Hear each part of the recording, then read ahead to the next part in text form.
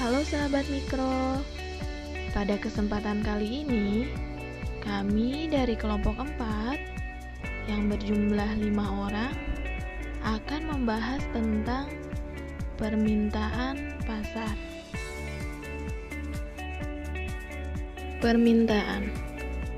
Permintaan merupakan sejumlah jasa dan barang yang ingin dibeli atau dimiliki dengan tingkat harga tertentu yang berlaku di pasar dalam kurun waktu tertentu. Permintaan berkaitan dengan keinginan konsumen akan suatu barang dan jasa yang ingin dipenuhi, dan kecenderungan permintaan konsumen akan barang dan jasa tak terbatas. Berdasarkan jumlah konsumennya, permintaan dibedakan menjadi 2. Yang pertama adalah permintaan individu.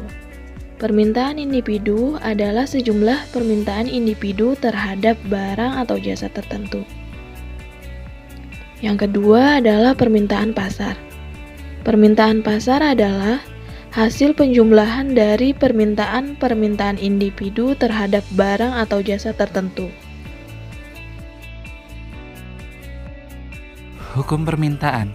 Hukum permintaan adalah hukum yang menjelaskan tentang adanya hubungan yang bersifat negatif antara tingkat harga dengan jumlah barang yang diminta. Saat harga barang naik, maka jumlah permintaan barang akan turun.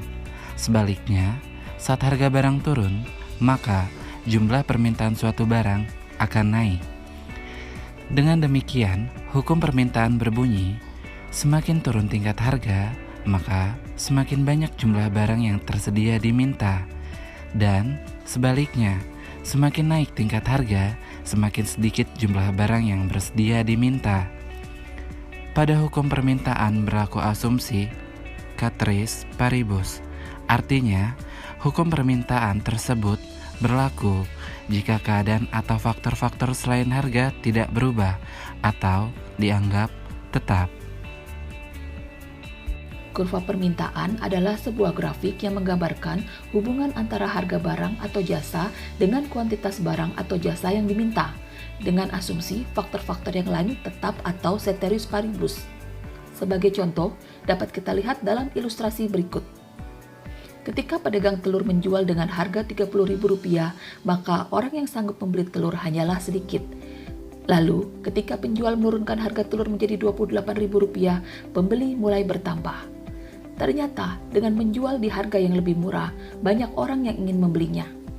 Akhirnya, penjual menurunkan lagi harga telur menjadi Rp26.000 untuk mendapatkan pembeli lebih banyak.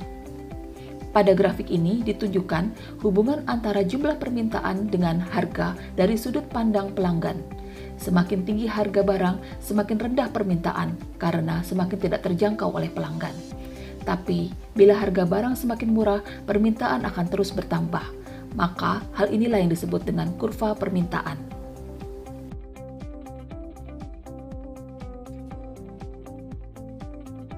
Faktor yang mempengaruhi permintaan. Pertama, harga barang itu sendiri. Apabila harga suatu barang semakin murah, kecenderungan permintaan terhadap barang itu akan bertambah, dan hal ini berlaku juga sebaliknya. Kedua, pendapatan. Tingkat pendapatan konsumen akan menunjukkan daya beli konsumen. Semakin tinggi tingkat pendapatan, maka semakin meningkat permintaan suatu barang tersebut. Ketiga, harga barang substitusi. Barang substitusi adalah barang yang bisa saling menggantikan, contohnya daging sapi dengan daging ayam. Apabila harga barang substitusinya turun, maka permintaan akan barang tersebut akan berkurang. Namun apabila harga barang substitusinya naik, maka permintaan barang tersebut akan meningkat. Keempat, selera masyarakat. Selera atau kebiasaan juga akan mempengaruhi permintaan suatu barang. Jika selera masyarakat terhadap suatu barang meningkat, permintaan terhadap barang itu pun akan meningkat. Kelima, perkiraan masa depan atau prediksi konsumen tentang kondisi pada masa mendatang. Bila kita memperkirakan bahwa harga suatu barang akan naik, adalah lebih baik membeli barang itu sekarang, sehingga mendorong orang untuk membeli lebih banyak saat ini guna menghemat belanja di masa mendatang. Fungsi permintaan. Fungsi permintaan adalah fungsi yang menunjukkan hubungan antara jumlah harga yang ditawarkan, yaitu P, dengan jumlah barang yang diminta, yaitu Q. Bentuk umum fungsi permintaan adalah P sama dengan A dikurangi BQ atau Q sama dengan A dikurangi BP, di mana Q atau quantity adalah jumlah barang yang diminta, P atau price adalah harga barang per unit, A adalah angka konstanta. Syarat mutlak fungsi permintaan nilai A harus positif, B adalah angka konstanta, dan syarat untuk B harus bernilai negatif. Untuk menentukan fungsi permintaan dapat dicari menggunakan rumus P dikurangi P1 per P2 dikurangi P1 sama dengan Q dikurangi Q1 per Q2 dikurangi Q1. Contoh sederhananya ialah harga telur di pasar. Saat harga telur Rp2.000 per butir, jumlah permintaan telur sebanyak 100 butir, dan saat harga telur Rp2.600 per butir, jumlah permintaan terhadap telur sebanyak 40 butir. Maka, untuk mencari fungsi dari permintaan telur tersebut, dapat kita cari menggunakan rumus P dikurangi P1 per P2 dikurangi P1 sama dengan Q dikurangi Q1 per Q2 dikurangi Q1. Karena nilai P1, P2, dan Q1, Q2 sudah diketahui, maka kita langsung masukkan ke dalam rumus sehingga menjadi P dikurangi 2000 dibagi 2600 dikurangi 2000 sama dengan Q dikurangi 100 dibagi 40 dikurangi 100. Setelah kita kurangkan bagian bawahnya, maka menjadi P dikurangi 2000 dibagi 600 sama dengan Q dikurangi 100 dibagi negatif 60.